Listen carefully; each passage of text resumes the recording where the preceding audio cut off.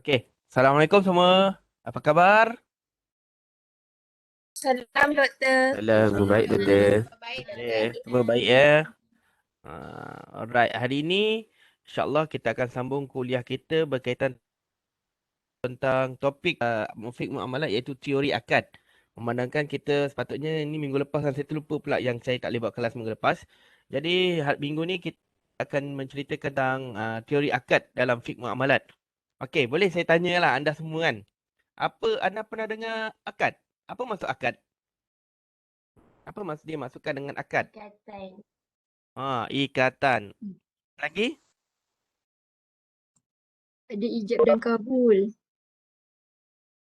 Ijab dan sebutan kena betul-betul Ijab Ijab bukan dan apa? kabul. Bukan kabul Bukan kabul Qaul. Qaf Dia adalah ijab dan qabul. Jadi kalau kita merujuk kepada definisi akad dari sudut bahasa dalam Al-Quran ada banyak dalam apa? Dalam surah Al-Maidah ayat yang pertama kan. Kalau kita baca surah Al-Maidah, apa itu surah Maidah? Apakah itu surah Maidah? Apa maksud Maidah? Maidah. Hidangan. Apa itu surah Maidah? Ya, betul. Okey, kita ada hidangan. Okey, apakah ayat yang pertama dalam surah Al-Maidah? Hmm. Ayat pertama surah Maidah.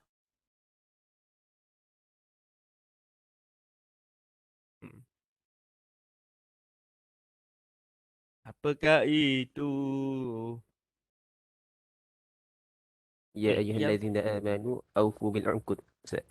ya betul. Itulah ayat pertama. Ayat pertama surah Maidah telah menceritakan tentang akad ataupun uqud. Ya ayyuhallazina amanu aufu bil uqud. Okey, itu adalah berkaitan tentang akad, iaitu kalau dari segi bahasa kita merujuk kepada ikat, simpul antara dua hujung ikatan. Maknanya itulah akad. Tapi dari sudut istilah fiqh, fiqh, akad ini adalah apa maksud akad? Okey, iaitu setiap akad yang meliputi setiap perlakuan yang boleh melahirkan ikatan sama ada antara dua pihak atau satu pihak.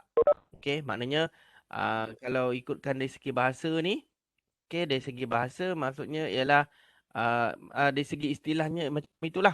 Okey, di mana kalau apa uh, dari segi istilah tu dia agak luas tau. Dia ada banyak mengikut macam-macam dia punya istilah dia Kalau kita melihat kalau macam dalam slide ni, satu ikatan maknawi seperti ikatan antara perkataan yang diucapkan oleh dua pihak iaitu ijab dan qabul mengikut cara yang disyaratkan. Okey. Maknanya sebagai contoh kan, kalau kita nak beli kan, hari-hari awak membeli, betul tak? Betul doktor. Ke awak tak ada nak membeli ni? Ke hari-hari awak tak membeli? Tak pernah berbelanja? Okeylah. Setiap minggu lah. Saya kira setiap minggu lah. Okey setiap minggu kita akan membeli barangan. Ataupun kita pergi ke kedai. Jadi, apakah akad yang bila anda pergi ke kedai tu, apa yang akad yang anda buat? Apa contoh akadnya? Saya beli. Ya, itu akad pembelian. Maknanya kita hari-hari berakad sebenarnya tanpa kita sedar. Okey. Contohnya awak pun berjanji. Okey, hari ini saya berjanji dengan contohnya kan, Wasik dia berjanji dengan Adha. Okey, Adha saya berjanji akan menghantar tugasan ini bagi pihak kamu kan. Itu kita ada akad dia. Wa'ad dipanggil janji. Kita berjanji. Bila kita berjanji kita kena perlu tu naikkan. Itulah maksudnya Baik. Kalau kita pergi maksud yang lebih dalam, okey. Dalam pembentukan akad ini, okey, kita ada rukun. Apakah itu rukun? Apakah yang dimasukkan dengan rukun? Apakah yang dimasukkan dengan rukun? Boleh terangkan kat saya, apa dimasukkan dengan rukun? Perkara yang wajib dilakukan. Perkara yang wajib dilakukan. Okey. Kalau macam tu saya nak tanya lah. Saya nak tanya Okey. Rukun, contohnya rukun Islam. Rukun Islam ada berapa? Lima. Ada 5. Okey. 5 kan? Okey, saya nak tanya. Kalau anda seseorang itu dia tidak sembahyang, ada terkeluar daripada Islam. Anda semua ustaz-ustaz ni. Dia tak sembahyang. Tak sembahyang, adakah dia akan terkeluar daripada Islam? Kata rukun Islam. Rukun Islam yang kedua ialah Adha dia cakap tidak keluar daripada Islam. Kenapa tidak keluar daripada Islam? Kenapa?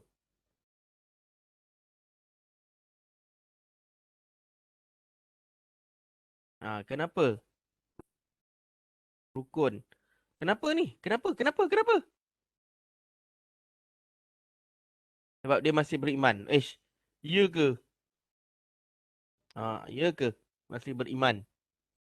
Okey Kalau ikutkan, kalau dia kata, macam mana nak cakap kalau dia kata dia mengingkari solat itu. Dia bukan macam mana dia kata, solat ni tak wajib. Ataupun solat itu sebenarnya tak wujud pun. Itu boleh dikeluarkan daripada Islam. Tetapi jangan anda memandai-mandai pula. Anda kata, kau ni macam ni, kau dah keluar daripada Islam. Tak boleh. Kita yang boleh mengeluarkan seseorang itu daripada Islam adalah berdasarkan mufti ataupun perintah mahkamah yang mengesahkan dia bukan Islam. Jangan kita memandai kau ni dah kafir. Jangan Yang boleh mengeluarkan hukum ataupun mengeluarkan hukum lah. Pengeluaran seseorang Islam itu adalah bergantung kepada mahkamah ataupun mufti. Okey.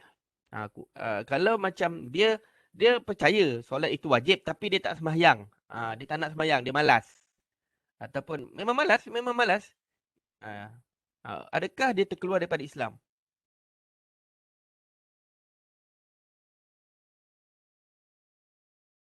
Ustaz, ustazah semua? Tidak. Tidak. Kenapa tidak?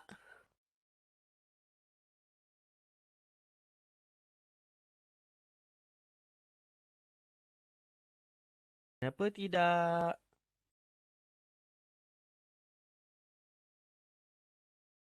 Kenapa tidak? Dia malas. Okey, tak ada jawapan. Okey, tak ada jawapan, biarkan dia tak ada jawapan tapi dia dikira sebagai fasik lah. Fasik orang yang berterusan melakukan dosa. Alright. Dosa dan diwajib bertaubat. Okey, rukun ialah orang kata apa? Maksud rukun ialah perkara yang menjadi teras dan akad tidak akan terbentuk melainkan dengan kewujudannya. Rukun dia. Okey. Ia menjadi sebahagian daripada wujud hakikat barang itu. Okey. Kalau menurut jumhur ulama fuqaha, rukun akad bagi jual beli jual beli ialah terbahagi kepada 3. Ada 3 rukun dia. Yang pertama ialah lafaz ijab dan qabul, perkara yang diakadkan 2 orang yang berakad. Alright, tapi ada pandangan daripada mazhab Hanafi. Okey, suka saya ingatkan macam mazhab Hanafi, mereka lebih longgar berkaitan tentang muamalat ini. Okey, kerana mazhab Hanafi rukun akad bagi jual beli hanya 2 sahaja. Hanya 1 sahaja silap. Hanya 1 sahaja sirah.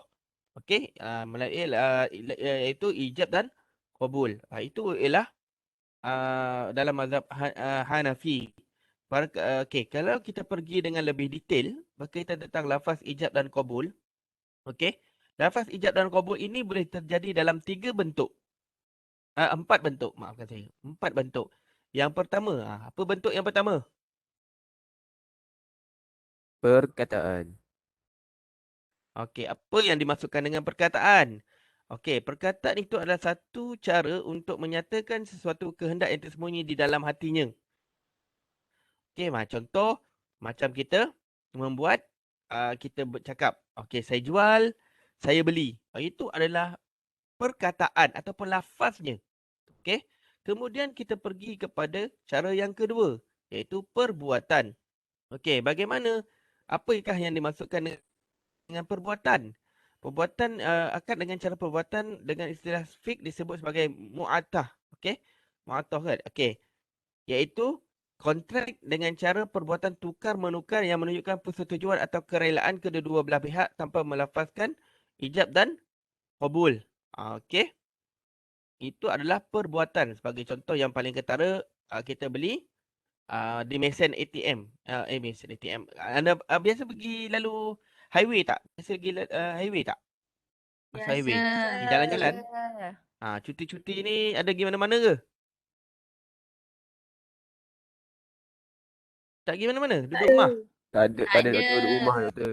Simpan rumah. Duduk rumah je. Aduh, duduk rumah je. Kesian, sedih. Alright. Tak apalah. Itu adalah kalau macam kita lalu highway kan. Kita bayar tersenggol kan. Ketak, ketuk kan. Ketak, ketuk tet kan bunyi dia. Okey. Itu adalah perbuatan. Kita buat akad jual beli itu secara perbuatan di mana kita uh, uh, kita orang kata apa tanpa bercakap lah kan. Tak ada pula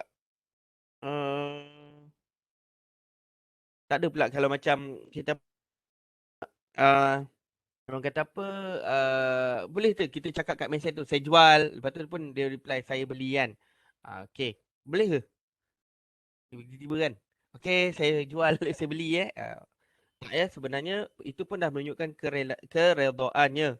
Okey, ada pandangan yang tertentu. Okey, contohnya sebagai contoh ulama Asy-Syafi'i akan tidak boleh dilakukan dengan perbuatan sahaja tanpa lafaz yang menjelaskan maksud pihak berakad sama ada kecil atau besar bentuknya. Akad tersebut mesti jelas dan mudah difahami seperti ucapan dan tulisan. Itu pandangan mazhab Hanafi, tapi Syafi'i. Namun mazhab ulama Maliki, Hanafi dan Hambali akad harus dilakukan dengan perbuatan sahaja. Okey, iaitu asalkan dapat menjelaskan maksud. Okey, jadi tapi kita kena ingat kalau ilmu muamalat ni sentiasa berkembang. Jadi macam contoh kalau kita pergi beli Shopee kan. Shopee macam mana nak menunjukkan wujudnya akad ataupun lafaz ijab dan qabul itu. Maknanya kita boleh buat secara perbuatan dan tulisan tersebut. Okey, kita pergi ke yang kedua kan, isyarat. Okey, isyarat kalau orang yang boleh bertutur, okey. Ulama Hanafi dan Syafi'i, jika orang yang berkontrak berupaya bertutur dan bercakap, maka akad tidak sah dibuat secara isyarat. Sebaliknya, mesti diungkapkan ya. Itu pandangan mazhab Hanafi dan Syafi'i. Jika kalau kita merujuk mazhab Hanafi, okey. Oh, ni silap ni okey. Kalau kita pergi mazhab yang selain daripada tadi, okey, orang yang berakad yang tidak berupaya bertutur seperti orang bisu dan gagap tetapi boleh menulis, maka dia hendaklah menyatakan kehendaknya dengan tulisan. Okey. Ini kerana bukti penulisan lebih kuat dan tidak mempunyai kemungkinan lain. Walau bagaimanapun, jika orang berkontrak tidak pandai menulis tetapi boleh buat isyarat yang boleh difahami, maka isyaratnya boleh dikirakan sebagai menggantikan pertuturan lidah. Okey, sebab mazhab semua fuqaha kata itu adalah keadaan yang terpaksa. Lagipun kita dah faham kan, kalau orang tu nak beli, dia pun boleh berbahasa isyarat kan. Baik, kalau kita merujuk dari segi tulisan, okey, tulisan ni memang jelas lah. Biasanya kalau kita macam kita nak buat kontrak lah, kita nak buat kontrak macam contohnya lepas ini anda dah habis belajar kan, dah nak beli rumah, nak beli kereta dan sebagainya, anda boleh membuat melalui tulisan. Anda perlu sign agreement tu. Okey? Sign agreement itulah menunjukkan akad ataupun sirah bagi jual beli tersebut. Kemudian kita pergi kepada rukun yang kedua, perkara yang diakadkan, iaitu uh,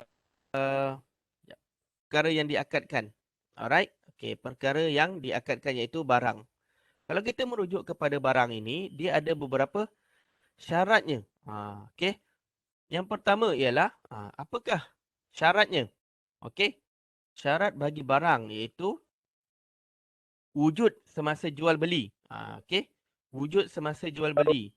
Okey. Maknanya tak kita membeli sesuatu barang yang bukan yang tidak wujud lagi. Boleh tak?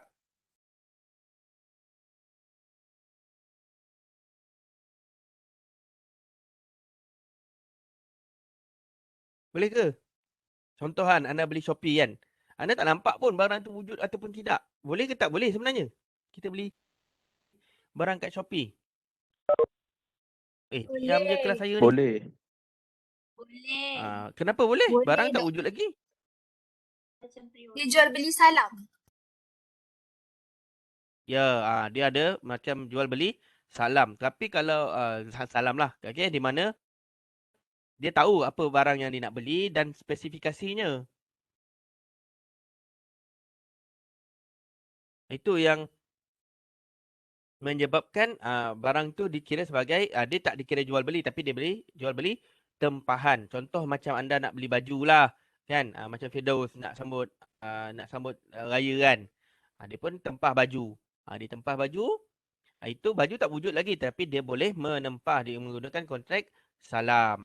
Okey, kemudian perkara yang diakadkan ialah harta yang bernilai. Harta yang bernilai. Contoh, itulah anda pun jual motor lah kan. Nak sambung belajar, sanggup jual motor kan. Ataupun anda boleh jual apa benda yang anda boleh jual kan. Macam contoh, dalam kelas kita ni ada yang jual tudung kan. Jual tudung tapi tak nak jual kat saya kan. Selamatlah duit saya kan. Okey. Rugi lah tak jual kat saya. Saya jarang tak beli Alright. Okey, harta yang bernilai. Okey, harta yang bernilai ialah kita jual lah barang yang kita ada yang bernilai. Tapi boleh tak saya nak tanya kan. Contohlah Firdaus kan. Firdaus dia rajin kan. Dia rajin. Dia pergi jalan kan dekat Parit Sulong kan. Awak Parit Sulong kan Firdaus? Boleh. Sepadan lah, sepadan.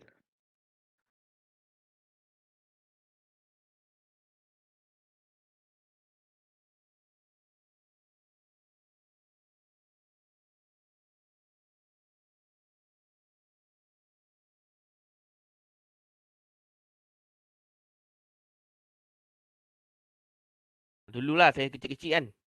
Kita suka cek apa? Kita cek tahi lembu tu. Kan tahi lembu kan boleh buat baja kan. Betul tak? Adakah tahi lembu itu kita boleh jual?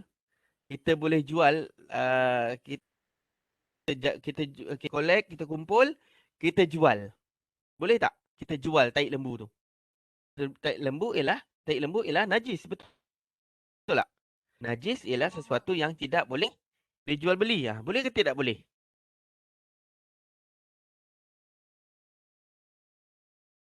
Boleh ke tak boleh? Yes. Tak boleh. Boleh, Dok. Tak boleh. Kena Kalau macam proses dulu. tu macam mana? Okey Kalau dia Alright. dah proses, boleh lah. Ya ke? Tapi dia masih dikira tapi dia masih dikira sebagai tahi lembu. Dia masih dikira najis kan? Proses dulu doktor baru jadi baja. Okey. Alright. Okey, ada banyaklah pandangannya. Tapi saya setuju dengan pandangan dia kena proses dulu rupa bentuknya. Mungkin kena proses bentuk segitiga kan baju tu kan. Tapi seelok-eloknya tapi kalau anda lah memang kerja anda tu anda bukan jual lah, anda mengambil upah. Mengambil upah tu boleh Kita ambil upah untuk kumpulkan tahi lembu tu, kemudian kita ambil upah tu lah, upah tu. Bukan anda jual disebabkan anda pemilik kepada tahi lembu tersebut. Okey. Milikkan yang sah Okey, mestilah anda menjadi milikkan yang sah. Tidak boleh menjual barang okey kepada orang lain. Tapi bagaimana dengan dropship? Macam Shikin kan. Shikin dia minta dia nak bagi katalog tudung kat saya kan. Okeylah, tak apalah saya tengoklah kalau lawa saya ambil kan. Okey. Okey, jadi boleh tak kalau kita jadi dropship? Barang orang lain. Firdaus ialah dropshipper bagi IKEA, bukan IKEA lah. Firdaus jadi dropship kepada syarikat jual beg tangan wanita. Adakah Firdaus tidak mempunyai apa barang tersebut tapi hanya dropship saja? Adakah boleh? Boleh, Doktor. Boleh, Doktor. Boleh. Sebab kita dah ada agreement dengan dia punya pembekal. Oh ya ke? Oh ya ke? Kan? Okeylah, kita ada perjanjian dengan menggunakan kontrak wakalah. Kita menggunakan kontrak wakalah, kita mewakilkan masyarakat tersebut. Okay. Islam ada semua tu. Islam dah ada, lengkap dah semua tu. Okey. Alright. Okey, barang tu boleh diserahkan. Okey. Barang tu boleh diserahkan. Tapi macam mana kalau kita beli, okey? Contoh macam barang yang tidak boleh diserahkan. Macam contoh kan kita beri apa contoh barang yang tidak boleh diserahkan. Okey kita beli barang yang macam kita cakap lah macam tak wujud lagi kan. Okey. Itu boleh barang boleh disebabkan kontrak itu tidak sah. Okey. Kemudian kita perlu mengetahui kuantiti, sifat, jenisnya kan. Pernah tak kalau anda anda beli barang di Shopee, anda beli kipas yang datangnya mesin basuh. Boleh tak? Anda terima ke ataupun anda minta dipulangkan balik? Order kipas yang datang mesin basuh. Terima sebab mesin basuh lagi mahal daripada kipas. Zalim betul Okey. Kalau macam tu, okey. Tapi kan kita kebayanganlah kan lagi mahal, kalau lagi mahal kita ambil kan. Okey, biasanya dia akan tanya dululah nak pulangkan balik kan, tapi kalau dah datang tu mesin basuh, okey. Cuba kita beli kipas yang datangnya tu ni buku fik muamalat. Anda pulangkan ke kipas tu ke ataupun anda terima buku anda terima anda terima buku fik muamalat ni. Anda beli kipas, tiba-tiba kedai tu ada hantar buku fik muamalat. Okey. Alright. Okey. Buku fik muamalat. Okey, minta refund Al-Afiq kata minta refund. Okey, tak apalah. Minta refund Okey Yalah. Kita dibenarkan dalam Islam dipanggil khiyar option. Namanya kalau kita order lain, barang sampai lain, kita boleh minta dipulangkan balik. Alright. Dan saya percaya pun ramai yang tak ada lagi buku fik muamalat ni saya ingatkan beli buku fik muamalat ni, nanti keluar faxer tak boleh jawab. Saya tak tahu. Okey, itu adalah barang yang diakadkan. Okey, kemudian kita pergi kepada harga. Harga. Kalau kita merujuk perkara yang diakadkan tu merujuk kepada harga. Apakah yang dimaksudkan dengan harga? Okey. Harga. Hello, harga. Apa maksud harga? Nilai. Nilai barang tu. Nilai dekat Seremban. Silap. Nilai dekat Selangor. Nilai kat Selangor. Macam mana tu dikatakan dengan nilai ataupun akad tu? Ataupun barang harga kan? Okey. Harga maksudnya balasan terhadap serahan barangan. Okey. Balasan contohnya kita jual tudung. Kita jual tudung. Okey, kita dapat balasan dalam bentuk duit. Betul. Itu adalah barangan. Harga harga. Sorry. Banyak tersamsul lah saya ini. Okey. Barang tu kalau macam boleh tak? Biasa tak anda pernah dengar tak kaedah barter? Barter. Pernah dengar tak? Anda pernah tak? Benar. Yes, barter system. Kalau anda tahu kan, apakah kelemahan sistem barter? Nilai tak sama. Pertukaran tu nilai tak sama kadang-kadang. Ya ke kadang-kadang kalau nilainya sama? Suka sama suka Bagi tu. Dia saling Sebab- memberi. Main tembak je Ustazah. Itulah suruh beli buku tak nak. Main tembak je. Ni siapa yang dah ada beli buku ni? Diam saja ni. Okey Beli doktor. Alright. Okey, macam kalau kita beli Okey, beli Saya minta anda semua belilah. Takkan nak biar anda habis belajar buku tak ada kan? Okey, kalau tak pun belilah e-book dia. Belilah dekat e-Central. Okey, saya pun guna e-book je. Saya ada buku fizikal dia tapi tapi malas nak bawa kan. Semua malas. Okey. Jadi berkaitan tentang harga dan disyaratkan ketika kontrak dijalankan, kita kena tahu harga dia. Kita kena tahu harga. Kalau tak tahu harga, itu dikira sebagai gharar. Okey, ataupun ketidakpastian. Okey, boleh kontrak itu boleh terbatal. Jadi kita perlu jelaslah Okey, macam mana apa pandangan anda kan? Sekarang ni kan viral. Contoh apa yang beli orang kata apa ikan siakap RM1,100 kan. Apa pandangan anda? Ha. Apa pandangan anda? Hello. Ya, doktor. Apa pandangan anda dengan kes yang baru-baru ni yang viral tu? Tengok harga sebelum beli. Menu dan harga dia. Periksa dulu lah. Kalau tak mampu tak payah beli. Ya, betul. Pula. Okey sebenarnya anda pernah pergi tak tempat yang tu? Pernah pergi tak? Anda pernah pergi Langkawi tak? Pernah, doktor. Pernah Pernah lagi. Tak pernah pergi Langkawi, sedihnya. Sedih oi, tak pernah pergi Langkawi. Okey saya nak ceritalah bila dia kata kedudukannya pernah pergi tak tempat tu? Kilim tu. Tak pernah Pernah sampai ada. lagi. Park Rainforest tu. Tak juga. Tak pernah? Betul. Pernah juga sampai Pernah pergi sedihnya nanti bolehlah.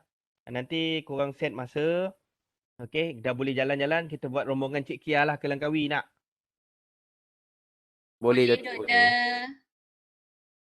On. Boleh kita set kita naik bas ramai-ramai. Kita buat rombongan Cik Kia ke Langkawi. Okey, nanti saya bawa lah ke Kilim tu. Okey. Kilim ni adalah satu tempat, dia lawa lah, memang lawa, pemandangan dia lawa. Tapi dia tak macam viral tau.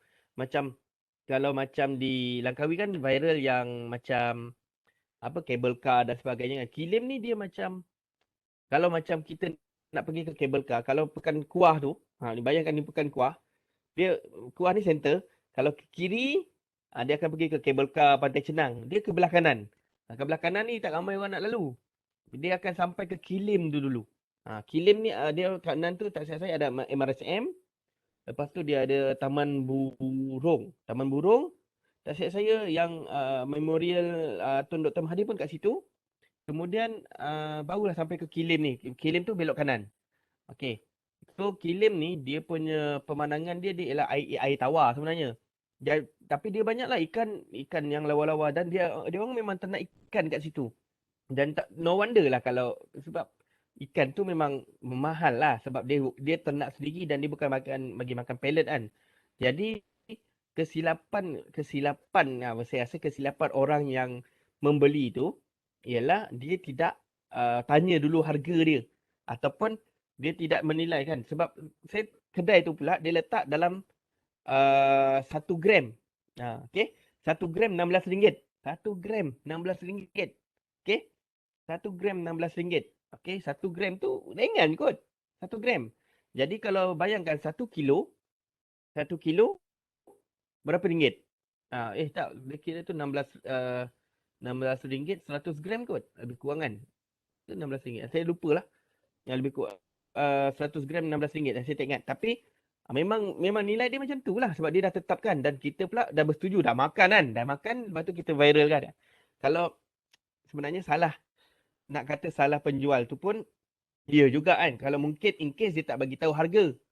Betul tak? Okey. Betul, doktor. Okey. Betul. Cubalah respon sikit. Saya bukan mengajar dekat perkuburan. Saya mengajar pelajar kot. Pelajar, cikgu. Dia bagi tahu berat je. Okeylah.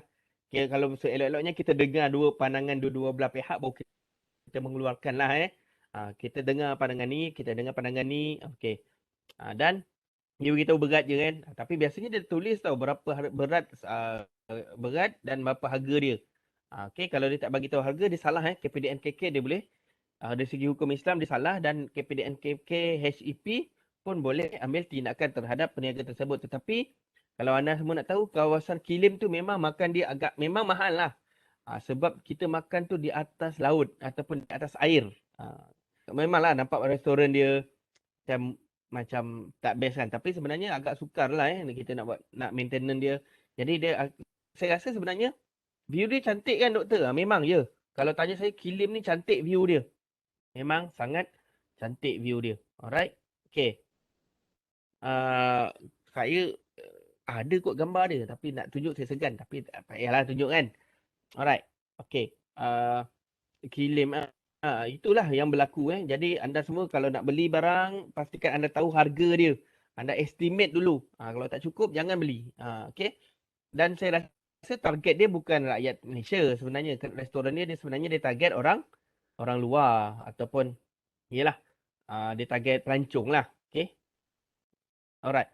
Jadi kalau dalam bentuk bayaran, kita boleh dalam bentuk tunai, hutang, cek tertangguh dan kad kredit. Jadi, saya nak tanya anda, ada beberapa perkara yang kita tidak boleh beli secara hutang. Sebagai contoh macam emas, kan? Anda beli jongkong emas.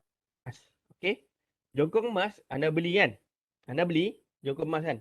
Kita minta depos jongkong emas. Okey, depos jongkong emas, adakah itu dalam Islam dia ada dipanggil riba tau kan? Riba kan? Semua tahu kan? Riba kalau boleh terjadi juga dalam jual beli, di mana kita beli emas tapi dengan harga yang tertangguh ataupun bukan harga yang tertangguh, dengan barang tu delivery dia tangguh. Mungkin kita beli hari ni kan, 3 hari kemudian baru sampai. Okey. Tapi kalau ikut mazhab Syafi'i, kalau mazhab Syafi'i itu itu dikira sebagai riba Tapi yalah sekarang ni kan orang kata apa? Orang cuba membuka lah kan, membuka perbahasan. Dia kata sekarang ni kebanyakan orang beli secara online. Bila beli secara online, maka kita kira lah mengikut pandangan mazhab lain macam mazhab Maliki, dia kata tunai itu dalam tempoh 3 hari. Jadi kita mengikut mazhab Maliki. Dalam contoh, kes beli emas secara tangguh. Maknanya dia kena post sampai kat tangan kita tu dalam tempoh 3 hari. Okay? Alright. Jadi, tapi seelok-eloknya kalau kita ada rezeki kan beli emas, pastikanlah anda beli secara tunai lah. Untuk mengelakkan selagi kita boleh elak daripada kita beli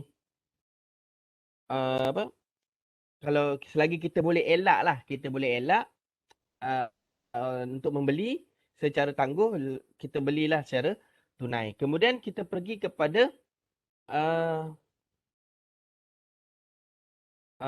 pihak yang berakad, penjual dan pembeli. Okey. Penjual dan pembeli ni, kalau kita tengok, kita perlu orang yang orang kata mukallaf. Okey. Yang boleh dipertanggungjawabkan. Okey. Itulah yang dimaksudkan dengan orang yang berakad. Iaitu, keduduk akad itu ialah orang yang bertanggungjawabkan. Mukallaf, golongan yang boleh dipertanggungjawabkan itu ialah sempurna akal fikiran, tidak gila, tidak separuh gila, baligh. Okey. Serta rushd dan pintar atau pintar. Maknanya boleh tak kan? Anda semua belum ada anak lagi kan? Cuba bayangkan anda menyuruh anak anda yang berumur 7 tahun untuk membeli barang. Adakah sah kontrak itu?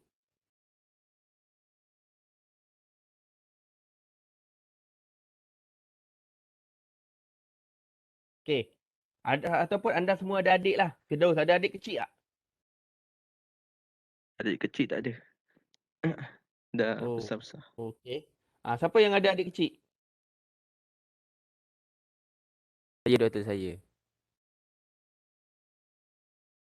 Boleh tak? Adik tu kalau dia tak boleh nak membezakan mana baik buruk tu tak sah lah doktor. Maknanya Oh ya dia ke? tak boleh Ya ke? Ha. Ke main tembak ni? Main tembak ke betul ni? Betul lah doktor. Maknanya dia boleh Ni bunyi tahu macam nilai harga tu. Ya ke? Yelah, tapi masalahnya dia kecil lagi. Dia belum balik. Tapi sebab kalau kita merujuk mazhab Syafi'i dan Hambali, okey, mensyaratkan rushd ataupun cerdik terhadap penjual dan pembeli, iaitu mahir mengurus harta. Oleh itu, jual beli yang dilakukan oleh kanak-kanak adalah tidak sah. Walaupun sudah mencapai tahap mumayyiz. Macam mana ni? Tak sah ni jual beli ni. Macam mana Wafiq Wasik? Kalau dia tak mumayyiz lagi tak sah Diam lah. Kalau betul. Dia memanglah mumayyiz umur berapa? 7. Yalah mumayyiz umur berapa? 7. 7 Tapi mazhab Syafi'i kata tidak sah walaupun sudah mencapai tahap mumayyiz Mazhab Syafi'i. Habislah kan. Okey tapi seelok-eloknya anda boleh larat badan, pergilah beli kan. Okey kita tak nak lah kan kita menyalahi Fiqh Muhammad, kita dah belajar kan. Asalnya tak tahu kan. Sekarang ni saya dah bagi tahu, jadi anda semua dah tahu, jadi anda tidak boleh meminta adik anda untuk membeli barang. Selamat. Mungkin boleh minta saya boleh power adik-adik anda lah, kata saya dah backing dia orang kan. Baik, kemudian kita pergi kepada Doktor nak tanya, ya saya. yang tadi doktor cakap apa tu? Nanti tak sah tu kan sebab diorang kan belum memayis kan? Contohnya kalau dah betul. terbeli kan doktor, jual beli tu dikira tak terbatal ke macam mana doktor? Habislah kan. Habislah. Itulah Syikin. Nanti Ustazah Syikin. Insaf tak? Insaf. Tak adalah doktor. Maksudnya yang suruh dia pergi beli tu berdosa ke? Macam mana? No, dia tak berdosa. Tapi kontrak yang jual beli tu yang tak sah. Dia tak berdosa. Nak kata berdosa ke tak berdosa. Tapi kontrak jual beli tu tak sah lah. Sebab dia, kalau ikutkan kitab yang kita baca ni, mazhab Syafi'i dan Hambali mensyaratkan rushd tu cerdik. Okey, cerdik dan mahir menguruskan harta. Adik awak mahir tak menguruskan harta? Tak ada adik tak. Oh, tak ada adik. Okay. Alright. Tapi macam mana anak saya sekolah. Kalau nak beli barang kat kantin kan. Beli barang kat kantin mestilah dia yang beli kan. Dah sudah macam mana?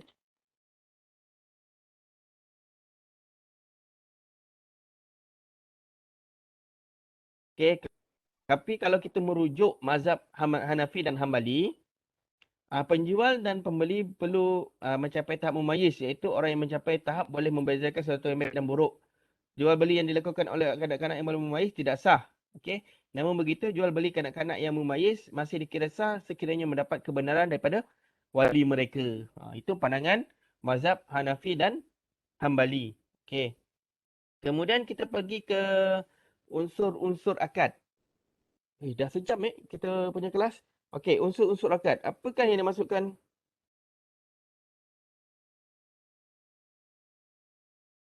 Apakah yang dimasukkan dengan unsur-unsur akad?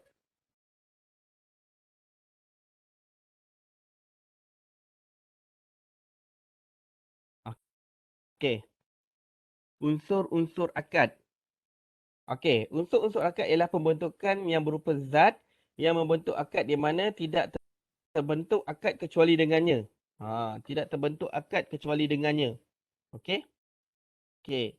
Kalau kita merujuk okey. Sekejap. Alright. Unsur akad ni boleh terjadi kepada dua. Okey? Iaitu unsur zahir dan batin. Ada pula unsur zahir dan batin dalam kontrak unsur akad ni. Kerana okey. Alright. Okey, apa yang dimaksudkan dengan unsur-unsur akad ni? Unsur ataupun kesempurnaan kepada akad tersebut. Okey. Kalau kita tengok kepada unsur zahir, kita boleh tengok kepada kita punya rukun tu tadi. Tetapi kalau kita melihat kepada unsur batin tu, kita kena tengok kepada tujuan ataupun sebab dia mereka berakad. Itulah menyebabkan adakah dikira sebagai unsur itu sah ataupun tidak. Sebagai contoh, kecuali mazhab Syafi'i, dia melihat kepada niat tu. Niat dia membeli itu sebab apa? Okey. Dan tapi kalau mazhab Syafi'i, dia tidak merujuk kepada niat Dia konteks itu sah walaupun niat dia lain. Okey, sebagai contoh kan. Contoh macam ni kan. Okey, unsur batin ni tidak didapat kewujudannya secara nyata. Syarat yang berhubung dengannya tidak dapat dibuktikan dengan jelas kerana ialah perkara yang wujud dalam hati seperti niat dan tujuan akad, perasaan redha dan ikhlas. Okey, contohnya macam okey, kalau kita nak beli barang tu sesuatu kan. Boleh tak kan? Kita beli barang. Tahu tak kita beli barang kan? Kita beli kabait. Kita beli kabait. Tahu kabait? Tahu tak kabait? Tak Boleh tahu, macam doktor. Tak pernah dengar. seorang ni. Tak tahu Betul. doktor. Tak tahu, doktor. Kabait. Tak tahu. Ya, tahu. Tak tahu. Kabait. Bohong lah kalau orang Johor dia tak tahu. Budak-budak lelaki ni tak tahu meriam kabait tu tu eh, apa. doktor. Ya, betul. Oh. Bak meriam buluh tu kan. Kau dah letup ke rumah orang lain, lepas tu tiba-tiba buat tak tahu kan. Biasalah tu kan. Okey, dah meletup, dah bising satu kampung, Tok Pengetua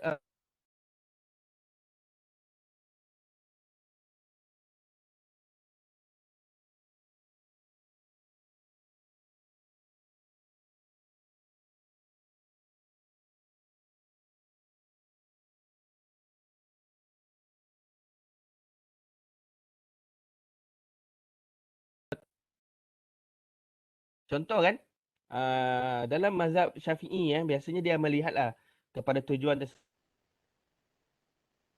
kepada niat.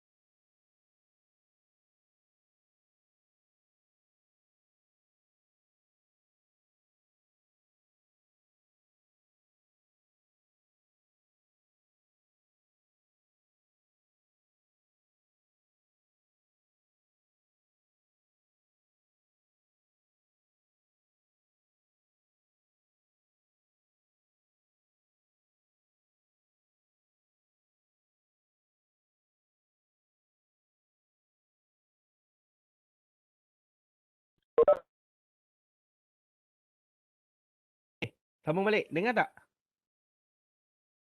Dengar doktor. Dengar doktor. Dengar doktor, dengar. Okey, sorry. Okey. Sampai mana tak tadi kita cakap tadi? Sampai rumah. Rumah Kampung. Apa kena mendengar rumah Doktor tanya tu tadi. Apa? Meriam. Meriam. Meriam. Meriam. Okey. Jual beli tu sah ke tidak?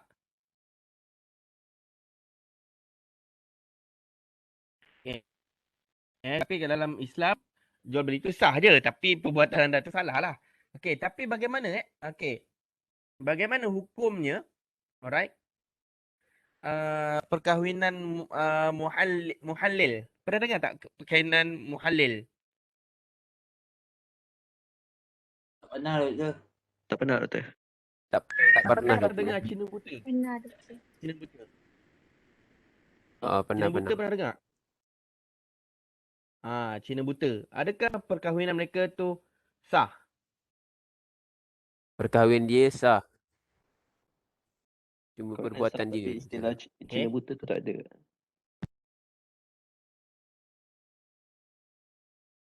Macam mana ni? Ni sah tak sah? Anda dah belajar belum topik menakahat ni? Dah belajar selepas. Dah belajar saya lepas. Sah ke tak sah ni kahwin dua orang ni?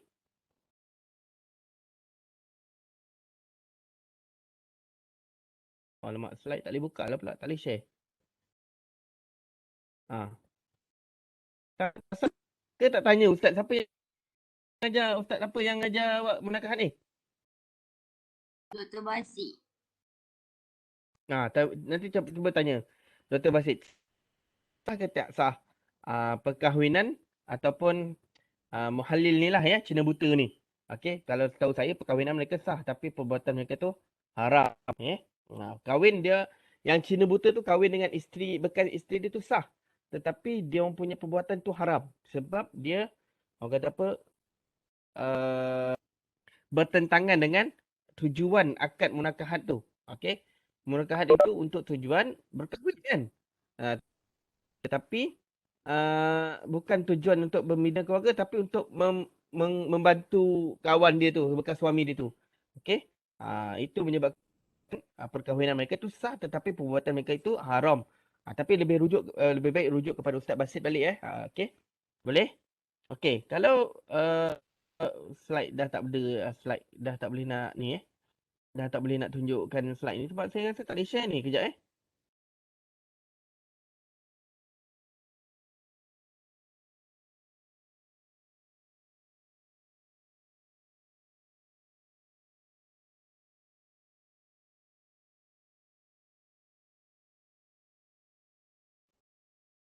Oh, tak boleh share lah saya punya slide ni.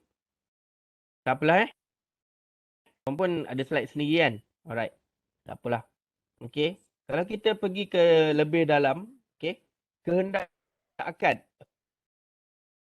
Okey, kalau kita melihat kepada sigah ataupun kehendak akad, kita ada kehendak dua, kehendak zahir, kehendak batin. Di mana kehendak zahir Kenapa saya punya ni macam okey. Alright. Okey, kalau kita merujuk kehendak batin ataupun kehendak zahir tu, kita mesti mengungkapkanlah, menunjukkan itu zahir. Tetapi niat kita itu adalah bergantung kepada niat kita lah. Tujuan untuk menunjukkan kerelaan dan pilihan kita. Kemudian kita pergi kepada topik yang seterusnya iaitu majlis akad, iaitu kontrak. Okey. Pembuat tawaran iaitu orang yang menawarkan dan penerima mesti berada di dalam satu majlis. Okey, itu yang dimaksudkan dengan majlis akad kontrak tu. Maknanya kita perlu buat dalam satu majlis. Contoh kan kalau macam kita nak beli barang kan. Okey. Kita mestilah dalam satu majlis tu. Majlis tu maksudnya ada wujudnya penjual dan pembeli. Okey. Contoh untuk buat macam kan contoh macam kita tengok akad nikah kan. Pernah tengok tak orang berakad nikah? Pernah tengok tak? Pernah doktor. Pernah. Pernah. Siapa nikah? Anda pernah tengok? Abang. Abang. Kakak. Lagi? Kakak. Jadi, boleh tak kan? Aku menikahkan kau dengan anakku sekian-sekian dengan mas kahwin sekian-sekian. Lepas tu kita pun okey. Lepas kita kena ijab kan? Ijab. Ingat tak kita kena ijab? Kan? Betul Kalau kita tengok kita doktor. kena ijab.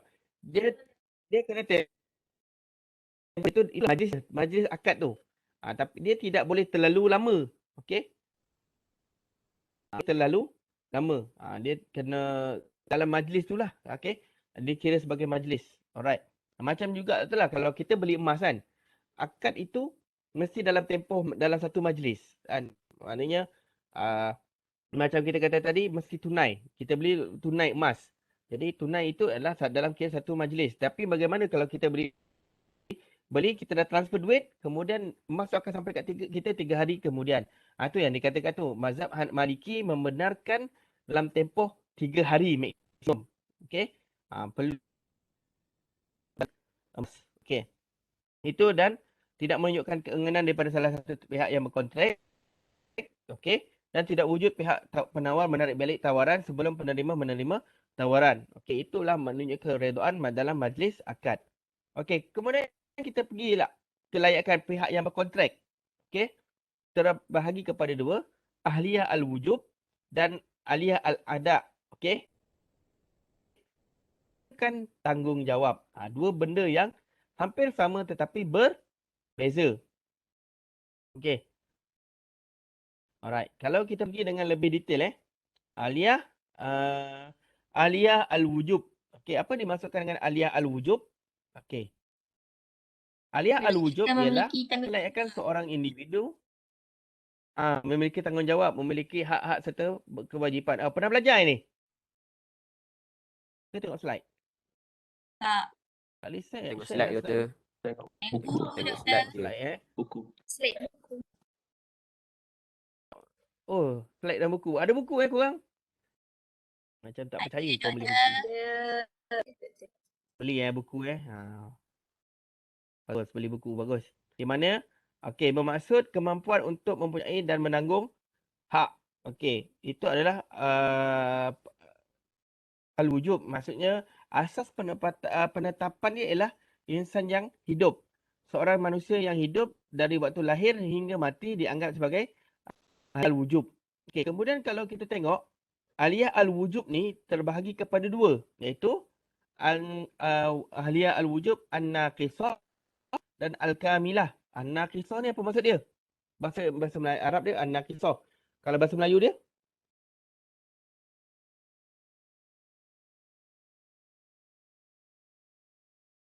Naqis. Apa maksud naqis? Hello? Hello? Ya doktor. Kelayakan serta Apakah yang kemampuan. dimaksud Sempurna. kelayakan serta naqisah? Naqisah tu apa? Naqisah. Kemampuan. Kelayakan serta kemampuan seseorang Naqis tu insan. kemampuan Tak, itu Kalau dari segi bahasa. Naqisah dengan kamilah. Kamilah, apa maksud kamilah? Sempurna. Sempurna. Okey. Kalau naqisah Tak sempurna. Pengurangan. ya Betul tak? naqsun. Ya. Naqsun. Tak Ringkasan. sempurna kot. Ataupun saya rasa naqsun ni setengah tak silap saya maksud dia. Kan nisfu setengah. Okey lah. Jadi tak sempurna lah. Okey. Maksudnya an-naqisah ni kelayakan dan kemampuan seseorang hindu untuk menerima hak untuk dirinya semata-mata dan tidak terhadap hak orang lain. Janin dalam perut Janin dalam perut ni dikira al-ahliyah al-wujub an-naqisah kerana janin ni mempunyai hak tetapi tidak mempunyai kewajipan ke atasnya. Berhak terhadap pusaka dan wasiat tetapi tidak boleh melakukan jual beli. Okey, sebab dia tidak mempunyai tanggungjawab untuk buat jual beli. Itu maksudnya anak kisah tu. Kemudian kalau kita pergi Al-Kamilah ni macam start daripada baru lahir hingga saat kematian. Okey, maknanya kita boleh menerima dan kita boleh memikul tanggungjawab. Okey. Alright, kemudian kita pergi merujuk kepada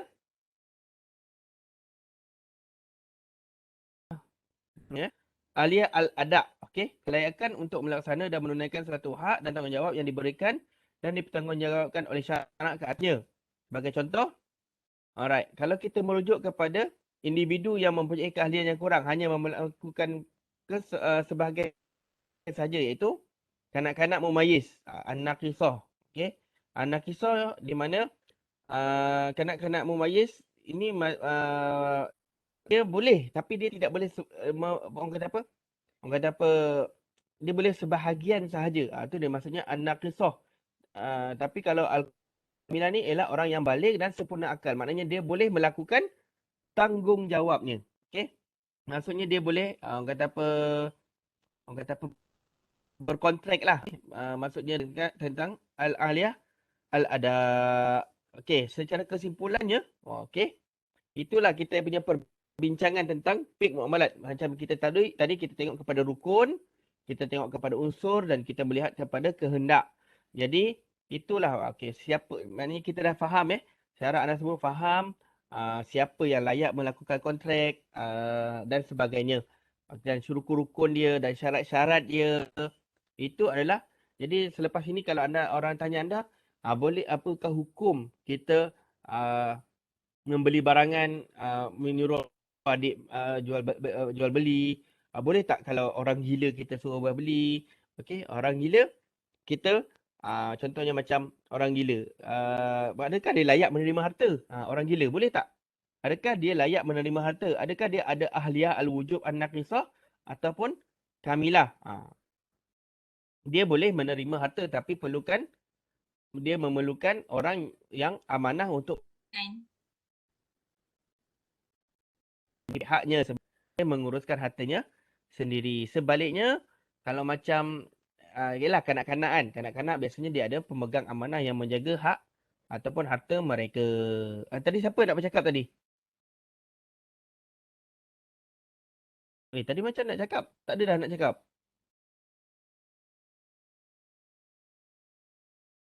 Hello. Hey.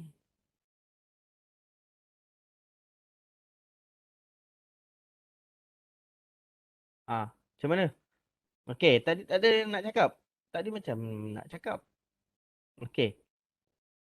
Okey, jadi kesimpulannya kita inilah berkaitan tentang rukun-rukun akad dalam jual beli. Jadi saya minta lepas ni kalau boleh anda semua akan berurusan kan. Jadi untuk menguruskan harta, okey, anda nak terlibat dalam jual beli muamalat seharian. Jadi saya minta anda semua ikutlah apa yang Allah telah tetapkan. Okey, jadi kita akhiri pertemuan kita pada hari ini insya-Allah. Jadi kita akan sambung kelas kita pada minggu hadapan. Tetapi okey, saya nak meminta anda untuk membuat refleksi yang kelima. Itu ada yang tanya kan? Okey, untuk refleksi yang kelima ini, anda perlu berikan satu akad yang muamalat yang anda tahu dan berikan maksud akad tersebut. Itu sahaja. Pendek sahaja. Anda lepas ni, habis kelas ni, anda boleh Google lah ataupun pergi buku, beli buku yang ada yang dah beli kan. Fiqh muamalat ni ada yang dah beli, boleh guna buku tu. Anda boleh bagi letak contoh kontrak jual beli. Okey, berikan maksud jual beli tu apa. Dah, itu sahaja untuk aktiviti kita minggu ini. Ada apa soalan?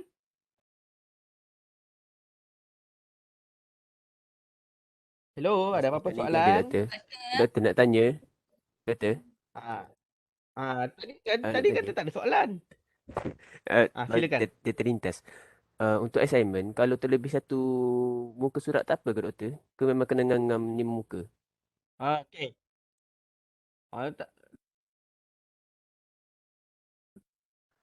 Full rajin baca saja. Boleh je. Sebenarnya saya tak nak terlalu panjang, itu je. Nanti kan korang kan bising lah, lecturer apalah, lecturer tak guna lah, bagi soalan banyak lah kan. Saya tak naklah dengan begituan. Saya bagi 5 muka surat je. Cukup. Nanti kan saya kena komplain lagi. Oh, banyaknya kerja. Kan? Bagi sikit kan macam kata saya tak makan gaji buta pula. Okey. Boleh. Alright, terima kasih. Satu soalan. Lain? Ada soalan lain? Dah siap ke Wasik? Dah siap dah? Grup kita orang dah siap. Cumanya lebih satu muka, doktor.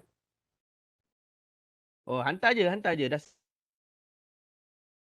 Okey, nanti kan. Drama dah siap, drama. Drama belum lagi. Mek, korang? Belum, Punyalah tak belum kuat. lagi, belum. Belum lagi, doktor. Drama belum lagi. Okey. Tak apalah. Okey, kalau dah siap, hantar segeralah. Supaya saya tak nak mengganggu anda. Sebenarnya saya suka hantar assignment tu sebelum cuti mid-sem tu. Saya kalau boleh semua dah hantar dah. Saya tak nak ganggu anda punya cuti. Dan kalau boleh biar kita belajar je lah kan. Sampailah hujung sem, anda terus final. Kalau boleh hantar awal lah. Senang sikit. Nak marking ke. Alright. Jadi kita teruskan pula. Kita akhiri kelas kita pada hari ini. Okey, jangan tanya. Nanti kan jangan tanya pula saya kan. Okey. Saya ulang sekali lagi. Oh, tak nampak kan? Okey, saya ulang sekali lagi. Refleksi yang kelima, anda boleh tengok dalam e-learning anda. Maksudnya ialah berikan satu akad yang anda tahu dan berikan maksud akad tersebut. Okey, itu refleksi anda yang kelima. Saya ulang sekali lagi. Berikan satu akad muamalat yang anda tahu dan berikan maksud akad tersebut dalam 100 patah perkataan. Sila tinggalkan di e-learning di bahagian ruangan refleksi. Okey, ada apa lagi? Tak ada ya? Saya ada, doktor. Alright. Jadi kita akhiri pertemuan kita ini. Okey, kita akhiri pertemuan kita hari ini insya-Allah dengan tasbih kifarah dan surah Al-Asr.